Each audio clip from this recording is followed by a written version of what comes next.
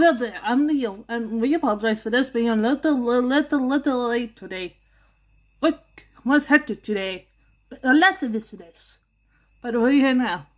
This video is for 13-year-olds and up. Don't fucking watch this if you're under 13. And YouTube, don't take this down. We need fucking permission from Mr. Tansy to watch this. By the way, this is not something for kids to watch. Who's discretion is advised. Poof poof. Anyway, let's get to it.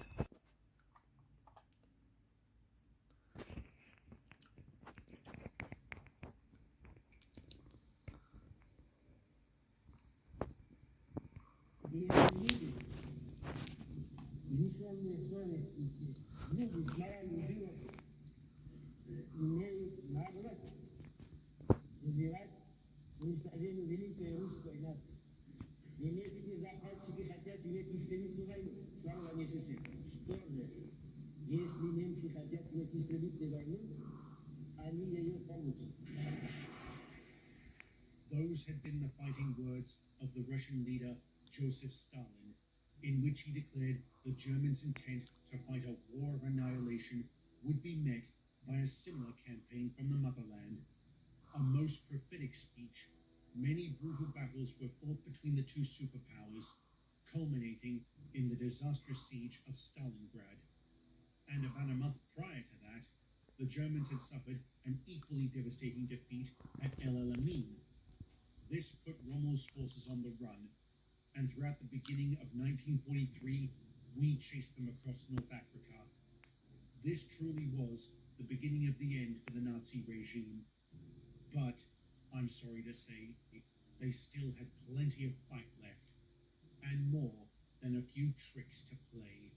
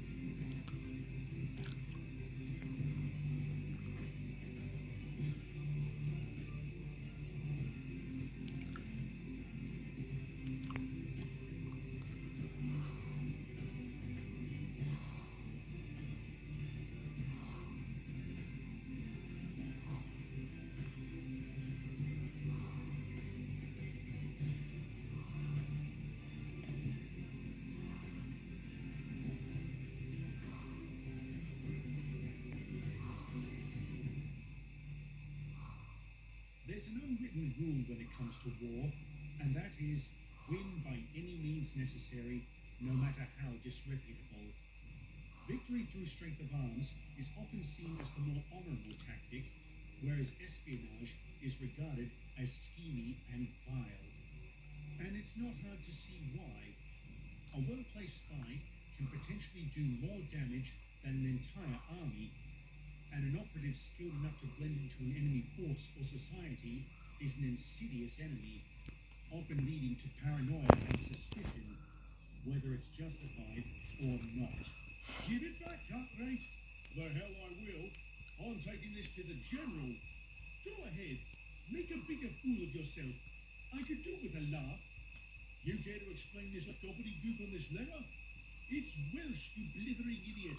It's to my grandfather. Oh, yeah? How do I know it's not German?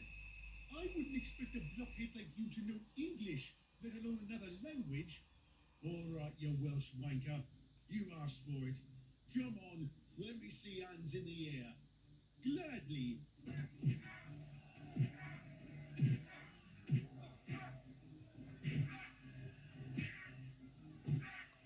All right, break it up! Break it up!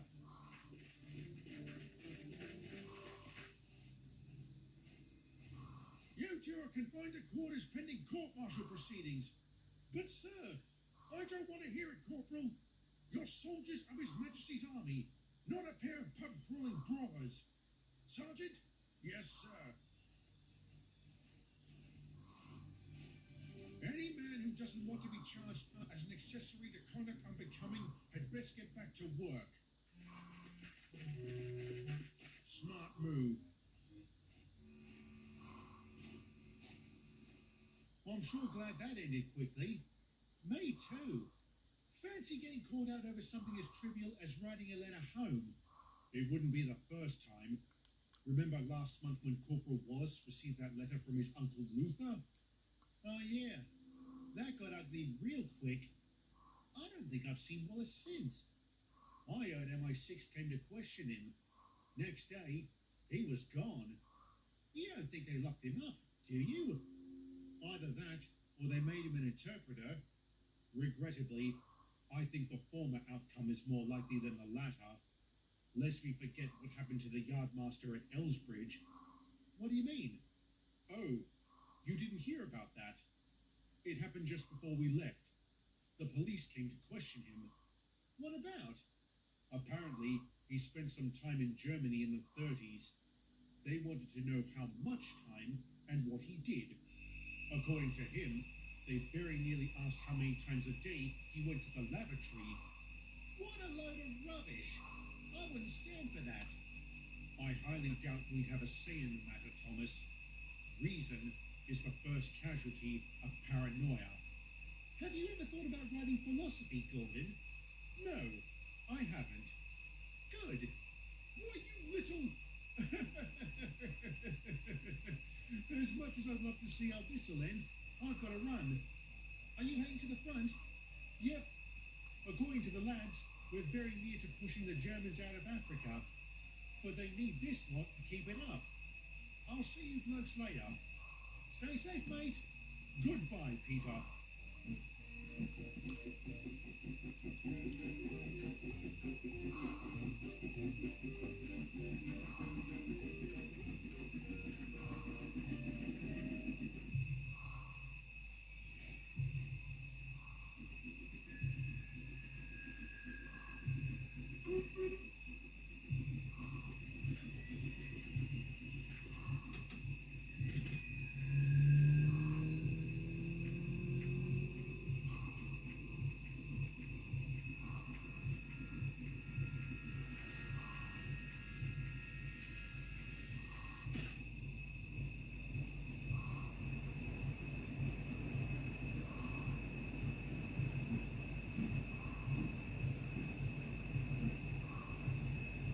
What's going to happen here? I don't know.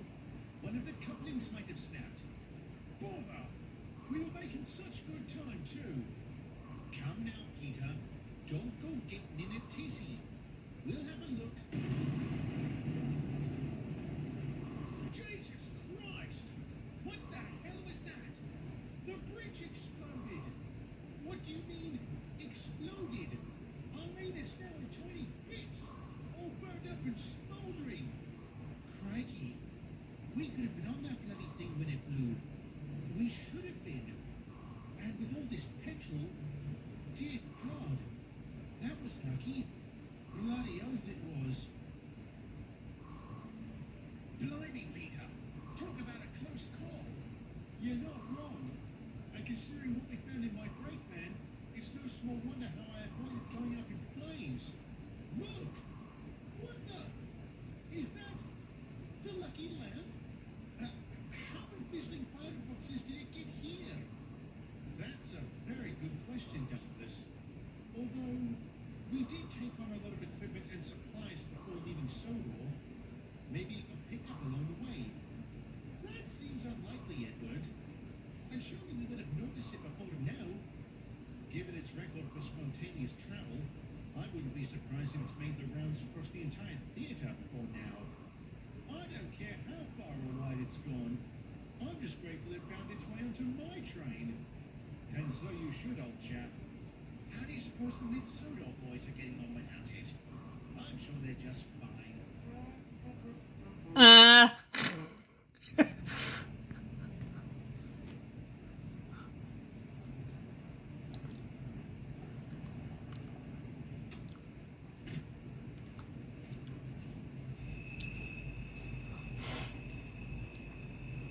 Evening, Mike. Evening, Gus. What's new? Not much. Yourself? My boy's thinking of signing up. You mean here? No, the army. Oh, sorry to hear. Me too. Oh, Tom wanted to see you when you got here. Right. Ta.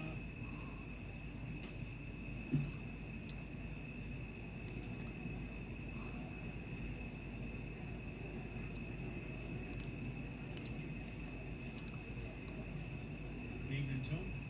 Ah, yes, my dear fellow. Would you excuse us, gentlemen? Mike said you wanted to see me? Yes. How are you acclimatizing to life on Sodor? Fine, considering they keep banging on about the evils of fascism and what our group did to their precious little island. To hear them tell it, we were trying to take over the place. I know. Their ignorance astounds me. Which is why I think it's time to teach them a lesson and show Britain we're still a force to be reckoned with. What do you have in mind? Well, my sources tell me a large supply shipment is being assembled for delivery to Africa.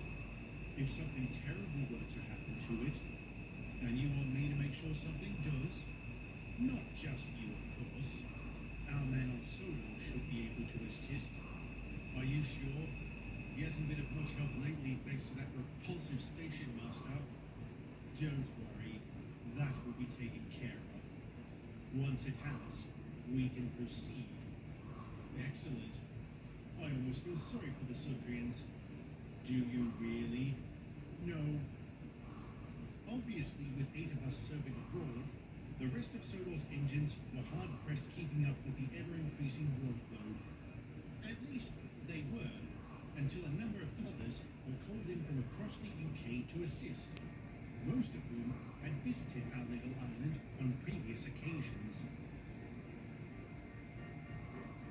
It's so nice to have you back, Winston. We've been struggling to handle the heavy goods work ever since Henry left. It's my pleasure, Toby. It's great to be back. Though, I wish I could have come sooner to say goodbye to Edward. You know, just in case. I wouldn't worry about it, Winston. He'll come back. They all will. I know it. That's the spirit, Harry. Oh, while I've got you here, are you taking the troop train today? Yeah. Why? I just wanted to tell you to be careful with it. I will. Just as I was the last time, and the time before that. I would have been careful, even if you hadn't told me both times. I did? Oh, sorry. That's okay. I know why. Well, I don't. What's the matter, Toby? We had an accident with a troop train here on Sodor back during the First World War. First World War? That's what they call it, the Great War now. Like I said, there was an accident and a couple of deaths. I've always been tentative when it comes to handling troop trains ever since. Was it you who had the accident? No. Get back to work, you snackers! Are you still here, Jeffries? That's Station Master Jeffries. When are you going to get it through your thick skull, Jeffries? We will never call you that. And when are you going to learn to shut your gobs? You have no authority over our right to speak. If it relates to the war, I beg to differ. It's bad enough the papers are classy with headlines of death and destruction. The passengers don't need to be constantly reminded of such atrocities by a couple of loudmouth engines talking about it. Of all the idiotic things I've ever heard you say, Jeffries, that is by far the most imbecilic. Oh, and why is that? Forget it. I don't care what a steam-powered cattle truck has to say about anything. Then you won't mind if I say you're a complete ass, will you? What was that? Oh, so you do care. Just as I thought, you miserable bastard. How dare you? I ought to take an axe and chop you into kindling. I'm going to.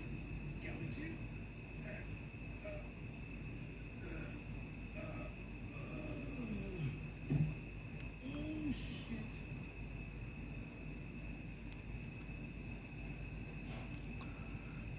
All right, I think we've got all that we need. Thank you for your cooperation, Toby. You're welcome, officer. Don't blame yourself, Toby. Why not? He died because of me.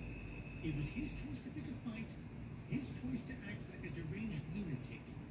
And between you and me, the lads and I had always suspected someone would take him out sooner or later. This way is much, much easier. Glad to be of service then. Don't give me attitude, Toby. I'm sorry. Can I go? You can. If I need you further, I'll contact Mr. Starr. Very well. Goodbye.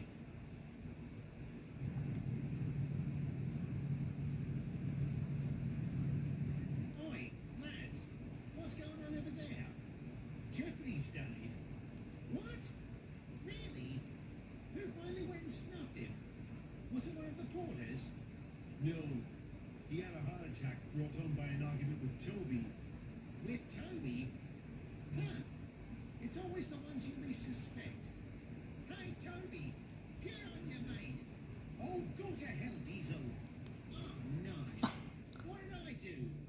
Diesel, you are a complete prat. Jesus Christ. Try and give a bloke a compliment and everyone jumps all over you. Typical.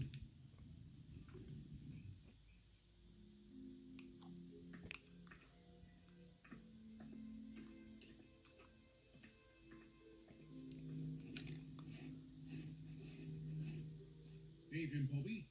Good evening, Gus. How are we on this bright and beautiful night?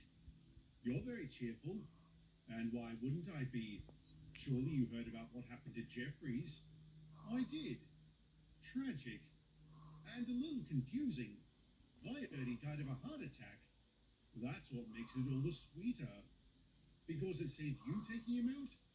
Or had you already tried? Would it matter to you if I had? Not in the slightest. He can't interrupt us like he has every other time. Worthless busybody. May he not rest in peace.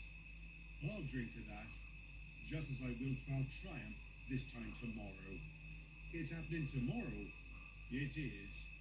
Have you noticed the crate I'm standing next to? The one filled with tractor parts? Not filled with tractor parts. No. So, how are we going to do this? Simple. We load it into your brake van, and it gets taken to Knapford as the schedule says. You simply set the timer and walk away. How long will I have? 30 minutes? That should be long enough for you to get clear. Just hop on a bus at the station, or run, whichever comes first. We'll meet at my house tomorrow night, and then we'll get the hell off this island.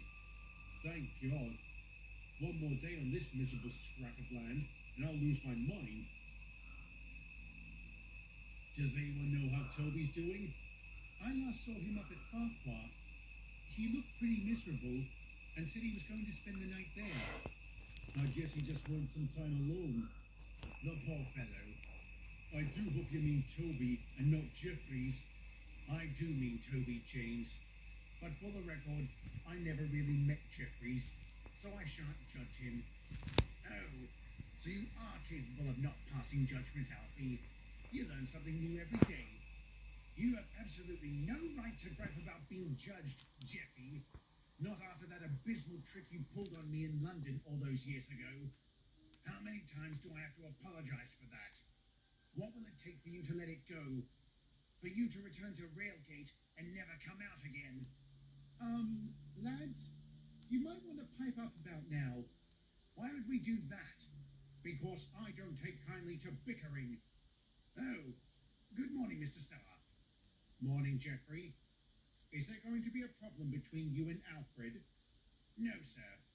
No, sir. Good, because we have a very full day ahead of us.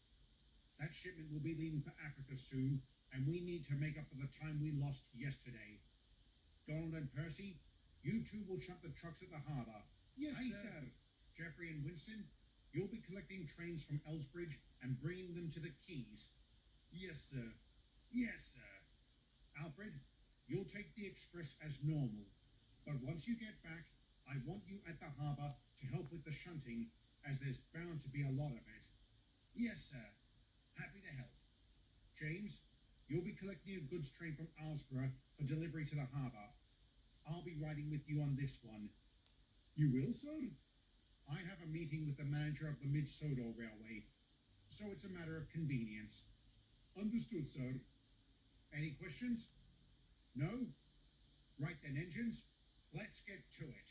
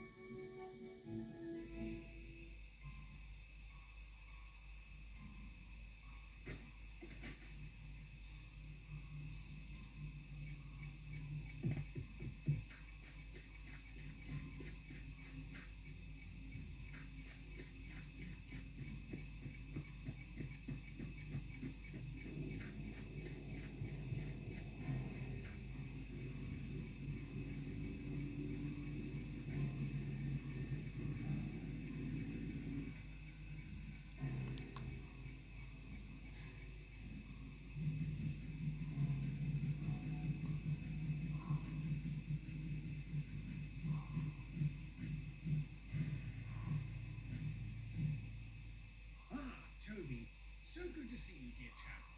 How are you? Oh, I'm fine. Well, better than yesterday. That's progress. If you need anything, just ask. Thank you, Alfred.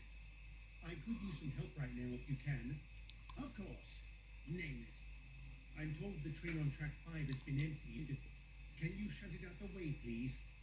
Whereabouts exactly? Most of the sidings are full. Put it on Pier 1. There should be room enough for it. Very well. I'll get right to it. Cheers.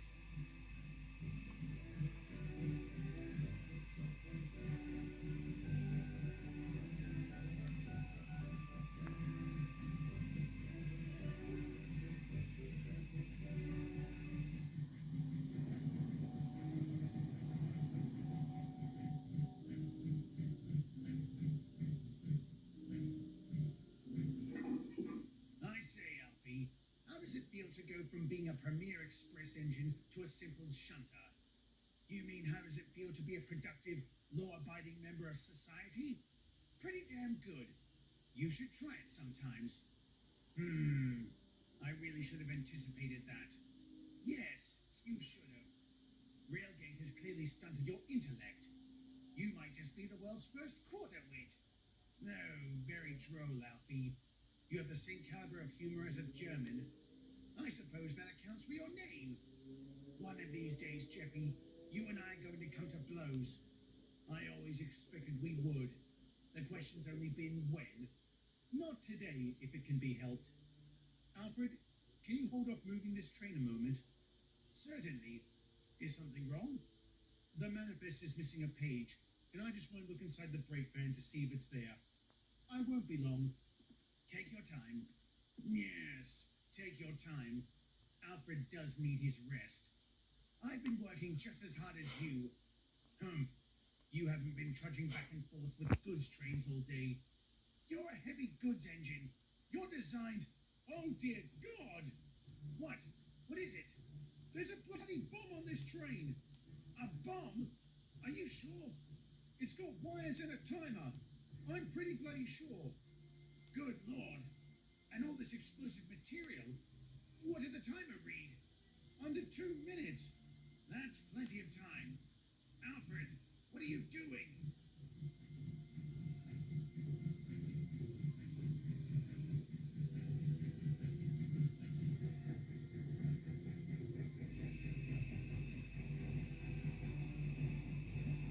Goodness, Jeffrey. What's all the excitement? There was a bomb on that train, and Alfred decided to play the hero. Oh, no. I know. The damn fool. That's not what I meant.